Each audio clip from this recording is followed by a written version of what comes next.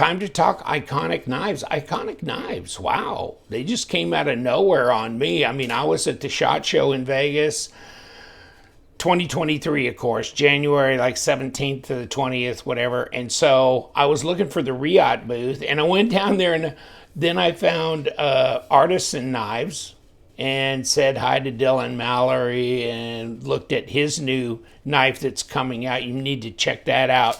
Check out his Instagram. That he is doing under Mallory Designs, by the way. And then, of course, Artisan CJRB doing great stuff. Check that video out down below as well. Check out all my SHOT Show videos. They're pretty interesting content. And then I was looking for Riot. I'm standing in front of this booth that says Iconic, and I'm going, that's supposed to be the Riot booth. And I wondered if they were sharing or what they were doing or what was going on in the little back table behind the main table. And so Jonathan was standing there looking at me because he doesn't know me from Adam. And he goes, you look lost. And I go, this is supposed to be the Riot booth. And he goes, yeah, it was supposed to, but they pulled and they didn't come after all. So they got their table from, which was great, you know. By the way, they won Best in Show by everydaycarry.com. Okay, they won Best in Show by them.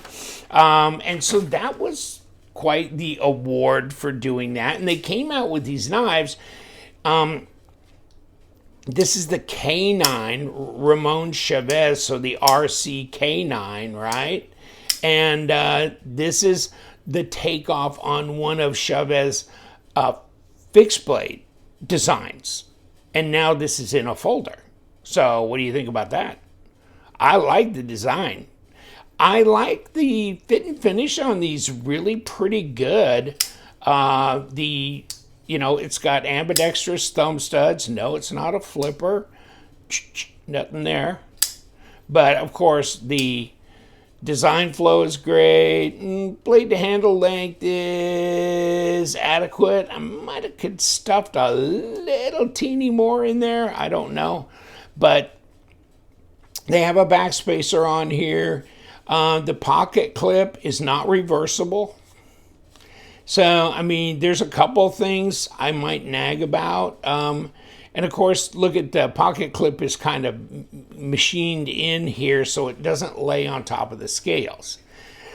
It's easier to make it reversible if you don't lay it indented here, if you don't machine a place, you just bolt it down to the outside. And I think, hold on, let me see. Well, or you could do like the Civivi Sakoki. You know, that's machined in, and you could do it both sides. And especially for a, you know, this is a G10 budget knife. Let me see. Okay, my Miguron knife, of course, that's a titanium, but they're sitting it up on top there. It may be actually machined in a little bit there. I'd have to look again, but so, and you know, the screws here could be tapered, you know, to where they're flat. And let me see. Yeah, like these. These are flat. See? You don't get your Egg McMuffins rising in the oven here to interfere with the, you know, lip of your pocket or whatever when you're putting it in your pocket. But, so there were some recommendations I made to him that just off the top of my head, and also said, you know, all their models were in D2. And I go, yeah, that's kind of, you know, it was the big storm back in 2016 that everybody was crying for D2 steel. And then we got schmufficated by D2 steel. And now there's a bit of D2 burnout. So I said, you might consider like Nitro V, 154 CM, something, you know, even 14C, etc., depending on price, you know, whatever. Their boxes are nice. So this is the, you know, it comes in a partial serrated, all black, this. 3-inch, 3-inch blade, but I measured it the other day. I think it's just a little over 3 inch. It's the RCK9. Pause and read here, handle colors, etc. MSRP $89.99. Now, actually, let's do this then. How are we going to do this? Let's do it this way. God, come on, man. Let's do this. And yeah, see, that's about 3.1 and about 80 millimeter, 7 1/4 or 7 1/8, not even a quarter, and at 18 centimeters overall, right? So let's get this. And this isn't that heavy. This is ½ inch at 12.8 millimeters. Blade stock, 3.1 at 0.12 of an inch. Okay. I like the design, of course. And then see, here's the others. Okay. Let's see if we can read here. This one, of course, Brian Brown, the Dromus, okay? And you can see these on White Mountain Knives. You can go to Eikonic. I'll give you the link to the Eikonic site, and you can check out all the details on there. But I bought mine from White Mountain because I used LTK as a discount code. So instead of $89, it was like $81 because it was like almost $9 off. And so there's this one, which this one is 3.25. This is the biggest knife, blade lengthwise, right? And then is this Nadeau? No, this is the HEA, I think. Yeah, HEA Designs. And this is a 2.72 inch blade of D2, okay, called the Fairwind. And then this is the Aperture, Sharp by Design. What is that? Wasn't it the Apex that had the opening in, but that was a fancy, expensive knife that Brian put out, Sharp by Design. But this one, and you know what? I don't know that I'm feeling that one. It's a 3.14 inch blade. So, but I just, I like all his designs usually, and this one's just not getting it for me. So this is the one I got because this is really my favorite out of the ones that I handled on that table. I like Chaves designs. I really do. So the thing is, I want his Redención in the 3 3/4 inch blade. And then I think that would be a keeper for a long-term keeper. And then of course, it seems like anymore they're doing both the skull clip and then giving you an optional clip in the box, Now, this one doesn't have a skull clip. Ugh! That would be good. That would have been nice. I would like that. Oh, what does it weigh? I mean, it feels substantial in the hand. You know what I'm saying? 109 grams, so it's not ultra lightweight, but it's not that heavy. And of course, it just went right past ounces. Come on. Try it again. Okay, 3.8. Yeah, it's not that bad. Okay. But it's not a big knife either. It's not that huge. So, ergos are great. It's got a nice drop on it. I haven't done anything with the pivot or anything to adjust it. So really, right out of the box, it's got really nice action. It's centered up. I'm not getting any blade play, lock, rock, any of that. There's my lockup, though. Not real heavy, probably about 20 to 25% lockup. It's easy to disengage, though. See that? So you got a differential in height there. It just drops down. It kind of hits you right in the thumb there. So you're already, over the detent ball quickly. And you've got a little front choil here for sharpening purposes. And as far as, piercing, slicing, that blade would be really good for that, right? Unfortunately, you can't reverse the clip, and I don't know why they didn't do that. I mean, it's not a $350 show knife, you know, it's a budget knife. So, I mean, I don't know. Oh, yeah, this is pretty good for a factory edge. Let me try and get the blade all the way through. Okay. But yeah, up. Kick it over. There we go. Okay, yeah. Yeah, it's got a good little factory edge on it, so that's not a problem. If I could actually learn how to cut paper. Yeah, that's good. It's good. So really a lot to like about this knife. The ergos, the balance on it is really easy to find right here, okay? And it's got these liners that are skeletonized, so they're hitting all the protocols. And if you look at the edge of the liners, they're rounded, like crowned. So that's a nice little touch right there. And I like the fact that they did attempt, you know, a backspacer, and it's good. It's good to have that there. So, you know, a couple of little things, tapered screws here, kind of flatten it out. Maybe think about a left-hand carry option. Maybe think about some Nitro V or 154 CM or some other steel options that might be a full stainless type thing. I don't know. Other than that, and at 89, I'd say, you know, you're really competing with a lot of people on for attention, you know? And it's not like, you know, the fact that it's a Chaves design is going to command that much higher of a price. I mean, like I was showing a little earlier, the Civivi Sakoki.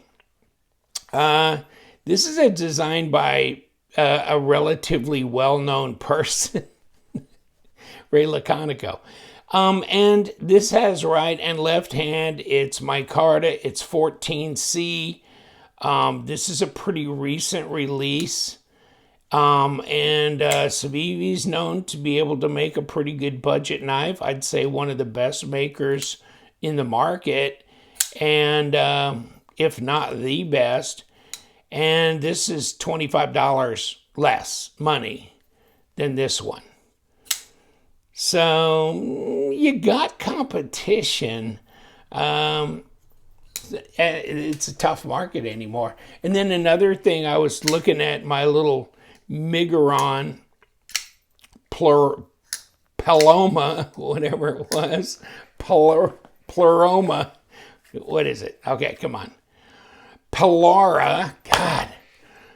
And you know what? And kind of just like these were fairly similar knives.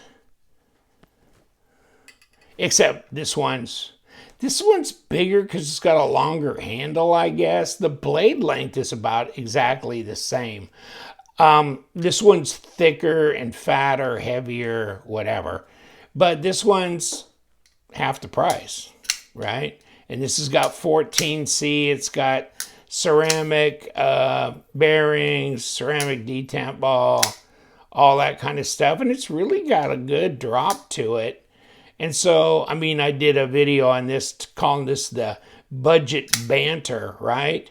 But at this price, I mean, like my December knife sale, I had a black Wee Banter for $80.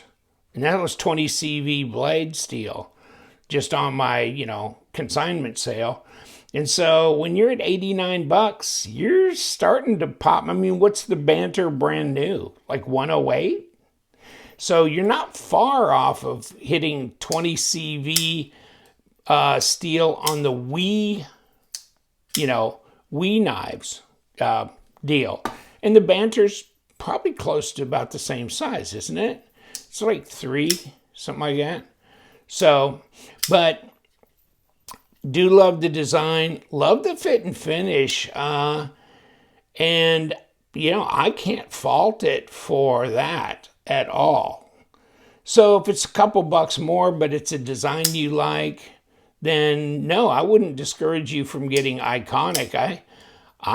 I really like this little sucker, but it's kind of smaller and it's a little, you know, I mean, if and there's a lot of people with bigger hands than me, and so they're going to be maybe, you know, a 3-finger knife at some point. I mean, I can get 4, but barely on here.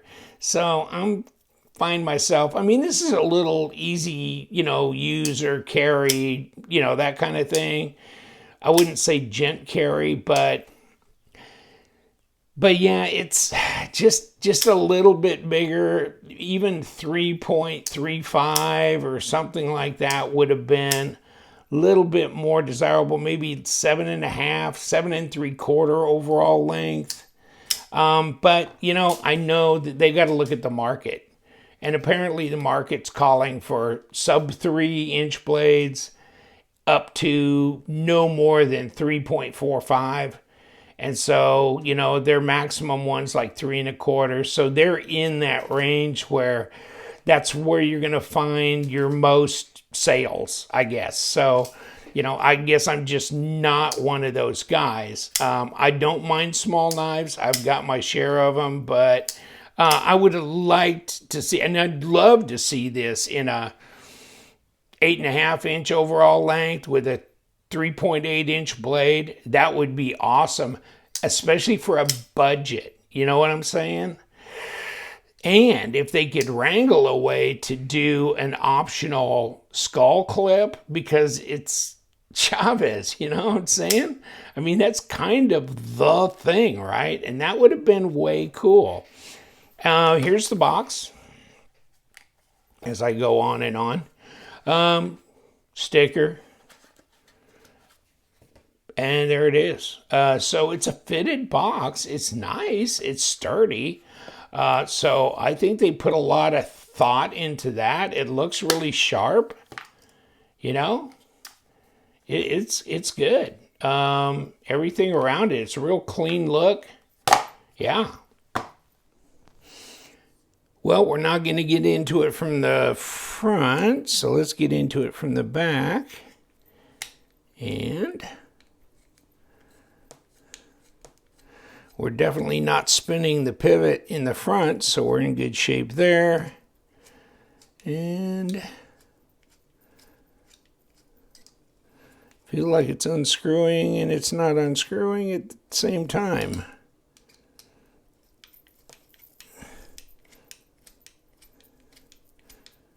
And why? Oh, I'll tell you why, because that came out the front. Oh, so it's probably like a 3-piece pivot. It probably screws in from both sides. Okay.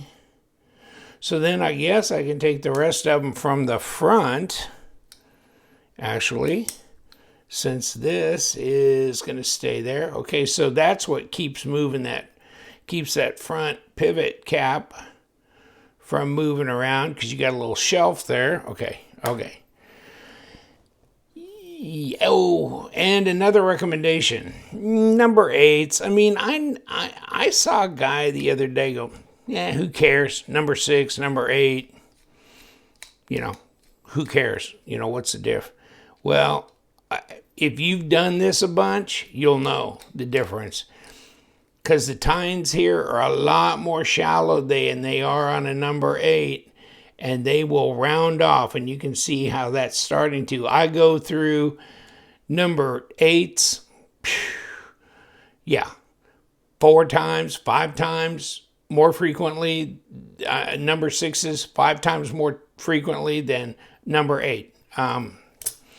You're going to get better purchase on your number 8 because you got deeper tines, and you know how that goes. Number 10 would be better, I guess, but at least number 8. Can't remember on my Spyderco. I think that on the PM2 is like a number 9 on the pivot. So here's my blade stop. Here's my presentation liner. And let's get you out of the way momentarily. And here we got ceramic bearings. Okay. And, Okay, a little bit of stuff in there, but otherwise pretty clean. No skeletonized areas on the reverse. No. And there's where your pocket clip is screwed in from the front. So we're all good with that. Liner is nice and, you know, smooth, nicely done. So I'm thrilled with that. And if you are interested, 0.06 at 1.5 millimeter. So that's about par for exposed liners. And then usually ones that are nested are a little thinner than this and more like maybe 1 millimeter. So just an FYI. All right, back with the Eikonic. And, you know, I think I'm going to hear a comment about billboarding too. But you don't see like the RCK9 like model number on here. So you don't see that, just basically Eikonic and the D2. I'd rather have like the little model number here. Maybe we could put Eikonic, you know, I don't know, in smaller letters on the back, or, but you know what? They're a new brand. They're out there to put their name out, and so be it. I understand that. My recommendations, think about an alternate to D2, especially if you're going to be in the about $90 for this knife. 154 cm, Nitro V, something. I don't know. Is S30V attainable at $90? I would really want to check that out as well, to tell you the truth. But I like the fit and finish and everything. I think number 8s, I think, you know, tapered screws here, flatten that out, offer a left-hand carry option. Just a few ideas there. Other than that, I think we're good. You know what we do, boys. We love them knives, so you stay sharp.